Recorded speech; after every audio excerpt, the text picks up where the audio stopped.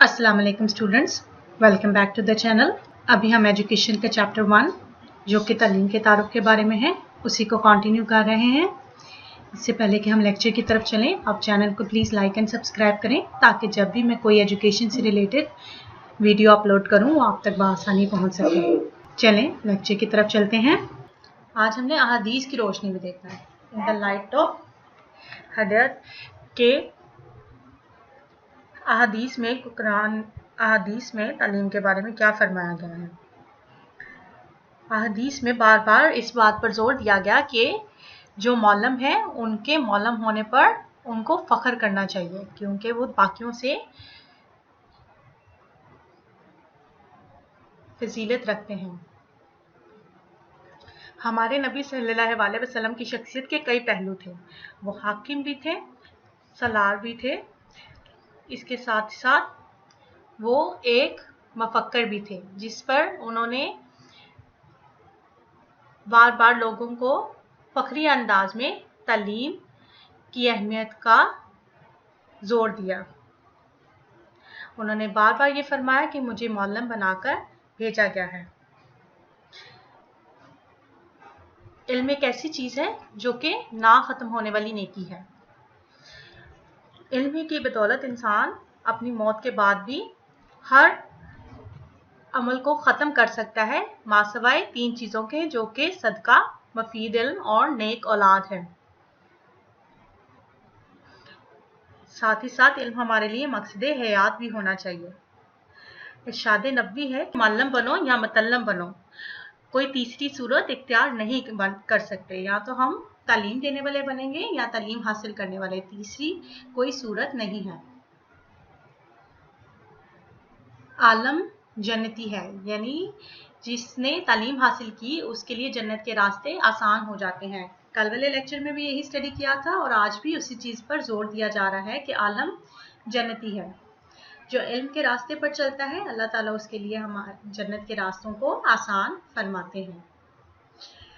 साथ ही साथ इल्म को बार बार फ़र्ज़ इबादत भी करार दिया गया। बहैसियत मुसलमान हमारे लिए ये फ़र्ज़ है कि हम तालीम हासिल करें और तालीम की अहमियत को समझें, क्योंकि इल्म हासिल करना हर मुसलमान मर्द और औरत पर फ़र्ज़ भी है। आगे बढ़ते हैं हम। इल्म को कामयाबी का भी ज़रिया करार दिया गया है। इल्म ना सिर्फ हमें दुनियावी कामयाबी बल्कि अल्लाह ताला की नज़र में भी कामयाबी अता करने का ज़रिया बनते हैं।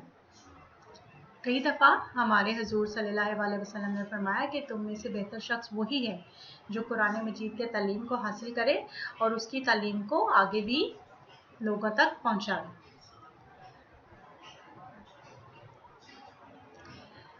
इल्म वालों के लिए बिशारत भी है।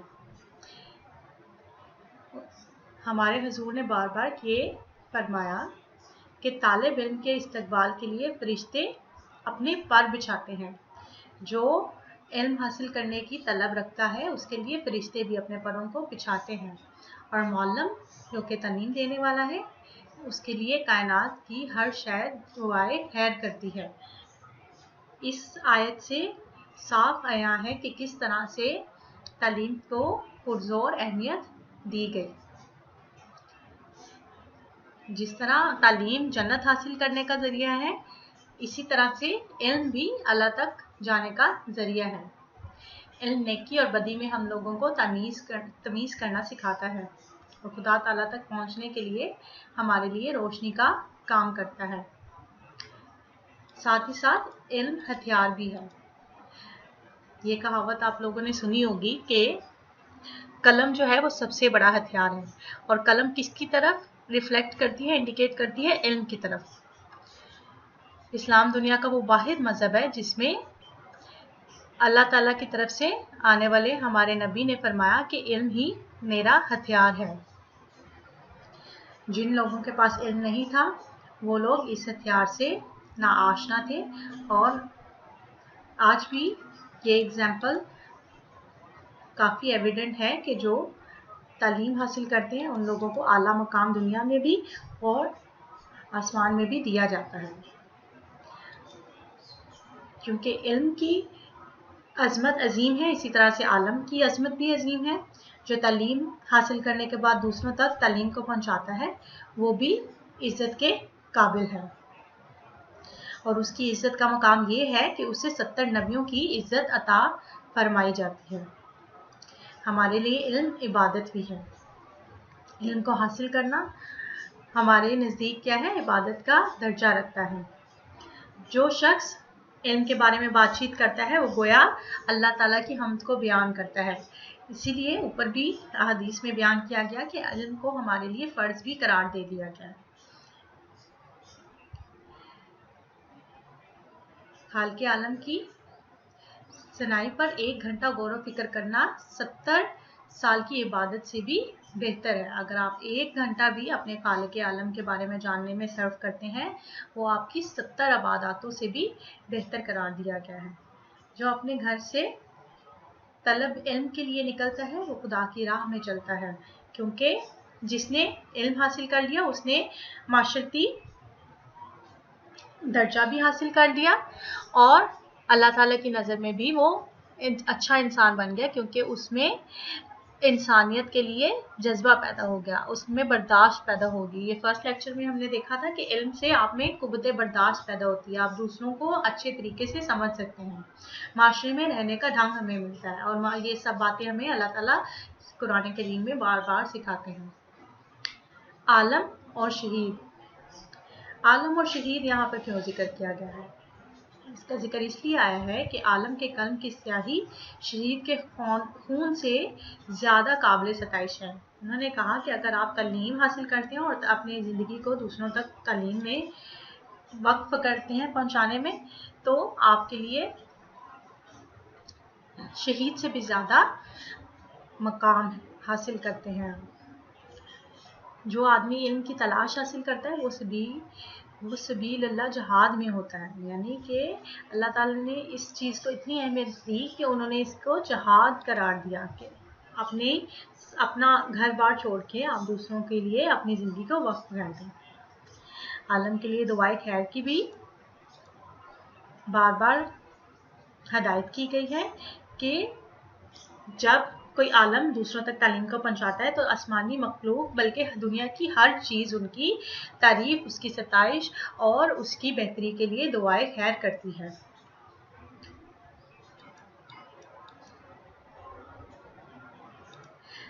आलम को इतनी फजीलत दी गई कि वो आबिद पर उतना फाजिल है जिस तरह से चांद की फजीलत बाकी सितारों पर है।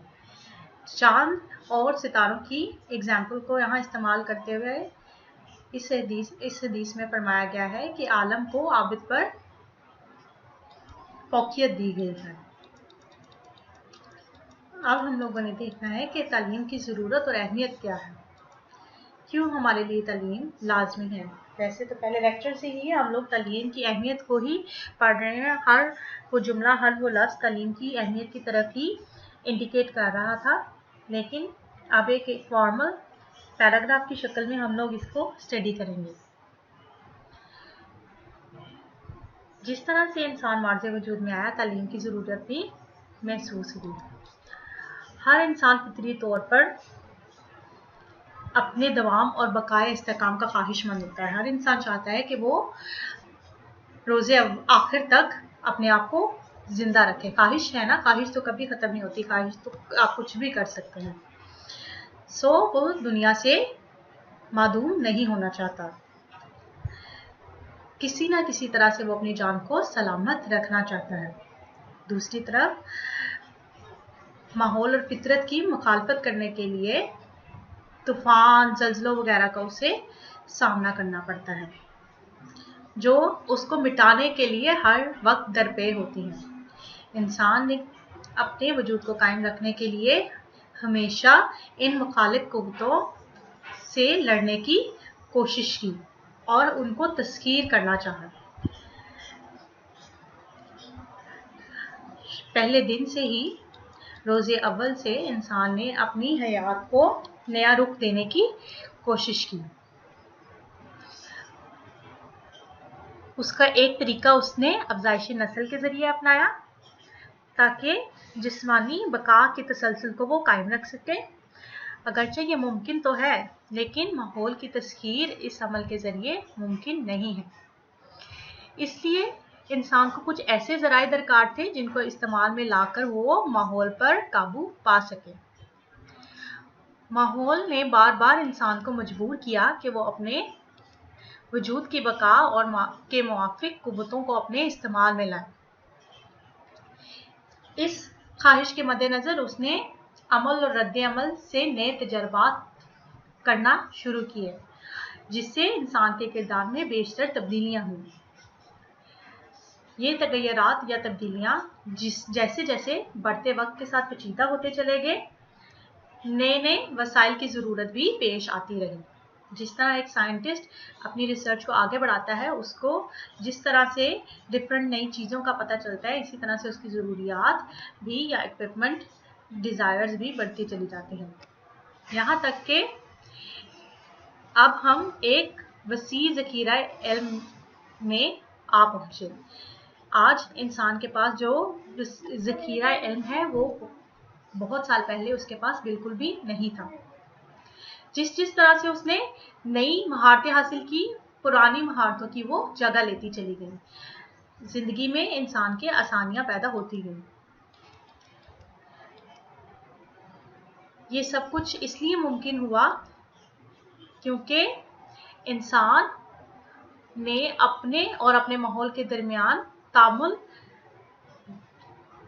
اسٹیبلش کیا، انٹریکشن کریٹ کی، یعنی اپنے ماحول کے ساتھ انٹریکٹ کیا۔ اس صورت میں ماحول انسان کا پہلا معلم تھا۔ ماحول کے ذریعے انسان نے بہت تعلیم حاصل کی، سب کچھ سیکھا۔ جو تبدیلیاں اس تعلیم کے رزلٹ کے طور پر آئیں وہ فرد کی تعلیم بنی۔ چونکہ ماحول کی قوتیں بہت بڑی اور زوراور ہوتی ہیں، سم ٹائم ظالم بھی ہوتی ہیں، انسان دنیاوی آفتوں سے تو بچ سکتا ہے لیکن قدرتی آفات سے نہیں بچ سکتا۔ اس لیے فرد تنہا صحیح انداز میں ماحول پر قابو نہیں پا سکتا تھا۔ فطرت نے بار بار انسان کو یہ سوچنے پر مجبور کر دیا کہ اگر علیحدہ علیحدہ اپنی زندگی گزارنے والے یکجا ہو جائیں تو فطرت کی ان مخالف قوتوں پر انسان قابو پا سکتا ہے۔ انسان نے بار بار ہلاکتوں سے سیکھا کہ فطرت کے ساتھ رہنا ہی اس کا مقدر ہے، اس کی قسمت ہے۔ اس لیے بے ترتیب انسان کی قربت سے معاشرے وجود میں آئے۔ جیسے جیسے انسان نے اپنے ماحول کے ساتھ انٹریکٹ کیا، اس سے سیکھا، اس نے اس کے ساتھ رہنے میں ہی بھلائی سمجھی۔ اس کے علاوہ ابلاغ، تنظیم، نظم و ضبط اور اسی طرح کے اور دیگر مسائل کا بعد میں انسان کو سامنا کرنا پڑا۔ ان مسائل پر قابو پانے کے لیے انسان نے مختلف طریقے، معلومات اور مہارتیں حاصل کرنا شروع کی اور اپنے رہن سہن کے انداز فکر مقرر کیے، ان میں تبدیلیاں لایا۔ یوں بالآخر ثقافت نے جنم لیا۔ سٹیپ بائی سٹیپ ساری چیزیں ایک دوسرے کے بعد آتی رہیں۔ جب انسان نے ثقافت کو سیکھ لیا تو یہ ثقافت اس نے اپنی اگلی نسل تک منتقل کرنا شروع کی۔ یہ انتقال کا عمل صرف تعلیم کی شکل میں ہی ممکن تھا۔ اگر انسان اپنی نئی نسلوں کو ثقافت کی تعلیم نہ دیتا تو اس کی منتقلی ممکن نہیں تھی۔ اسی لیے انسان نے ہمیشہ اپنی ثقافت کو منتقل کرنے کے لیے ادارے قائم کیے جو تعلیم کے فرائض کو سر انجام دیتے ہیں۔ آج کی پریزنٹ سیٹنگ میں جو فارمل انسٹیٹیوشنز ہیں وہ اسی کام کو سر انجام دے رہے ہیں، جس میں ڈفرینٹ سائنٹیفک تھیریز کو پڑھانا، آپ کی آپ کی زبان کو پڑھانا، آپ کے سوشل سیٹ اپ کو پڑھانا، ڈفرینٹ سبجیکٹس جو ہم اسٹڈی کرتے ہیں فارمل انسٹیٹیوشن میں، وہ سارے اسی کے زمرے میں آتے ہیں۔ آج بھی ابتدا میں تعلیم کا ادارہ گھر ہوتا ہے، جہاں ماں باپ انسان کے یا بچے کے معلم ہوتے ہیں، لیکن پھر معاشرتی پیچیدگیاں آتی چلی جاتی ہیں اور ان ادارے قائم کیے گئے تاکہ ادارے اس اسٹڈی کو کنٹینیو کر سکیں اور اس جو تعلیم بچے نے گھر پر حاصل کی ہے اس کو اور زیادہ مضبوط اور ترتیب سے اس کو پڑھایا جا سکے۔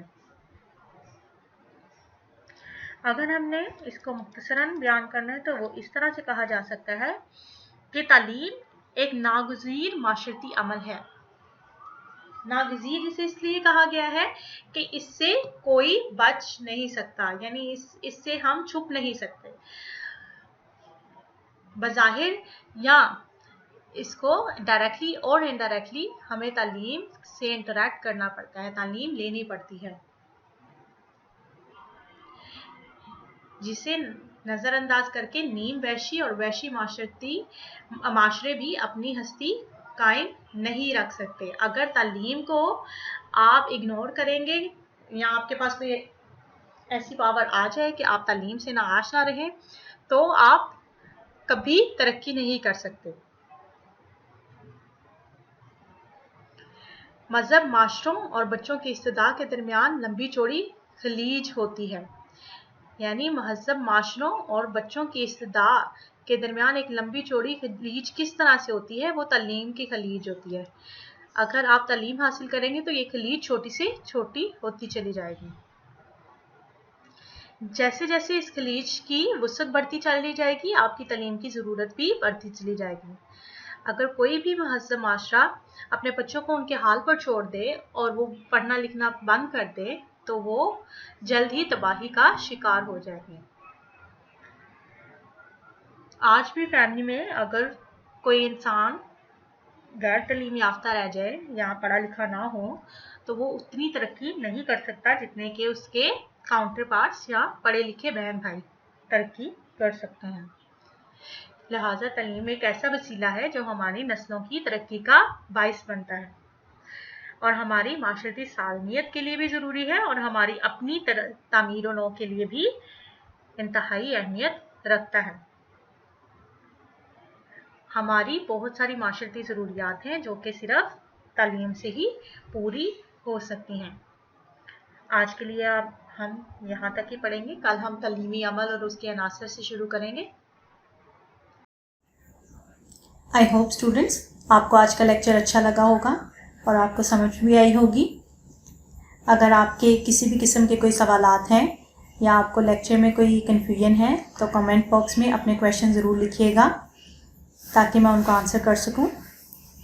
ساتھ ہی ساتھ آپ ڈسکرپشن کو بھی ضرور دیکھیے گا کیونکہ اس میں بہت سارے یوزفل لیکچرز کے لنک میں نے شیئر کیے ہوئے ہیں تاکہ آپ ان لیکچرز کو بھی وزٹ کریں اور مزید سیکھ سکیں۔ اللہ حافظ۔